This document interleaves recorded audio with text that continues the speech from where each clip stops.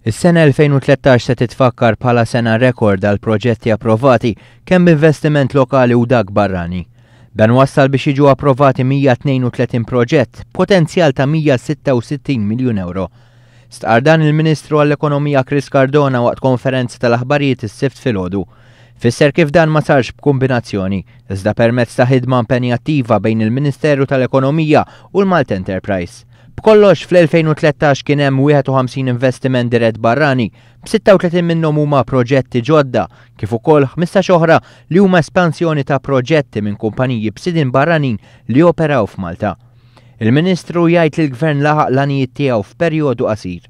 Ir-riżultat ser ikun illi permezz dawn l-investimenti matul 3 snin li ġejjin ser noħolqu mhux inqas minn 2600 impjieg f'dan is-settur biss. Li hija sena rekord li huma 3 snin li ħajkunu rekord u allura nistgħu ngħidu li l-pjan ekonomiku tal-dan il-Gvern ġdid qiegħed jagħti l-frott tiegħu kważi b'mod immedjat. Min-naħa tiegħu iċ-Chairman tal-Malta Enterprise Mario Vella spjega kif il-Bord tal-Malta Enterprise kien strumentali biex iħaffef il-proċess ta' approvazzjoni ta' proġetti li jfisser aktar kompetittività u suċċess. Spjega l-importanza tal-investiment dirett barrani li mhux biss għandu effetti diretti iżda anke effetti mhux immedjati. Intant fid-dawl ta' dawn ir-riżultati pożittivi l-Ministru Chris Cardona għalli dawn se jtiebu permezz ta' micro-targeting fuq niċeġ ġodda, traħħiż fil-kontijiet tad-dawl u aktar inċentivi għall-investiment.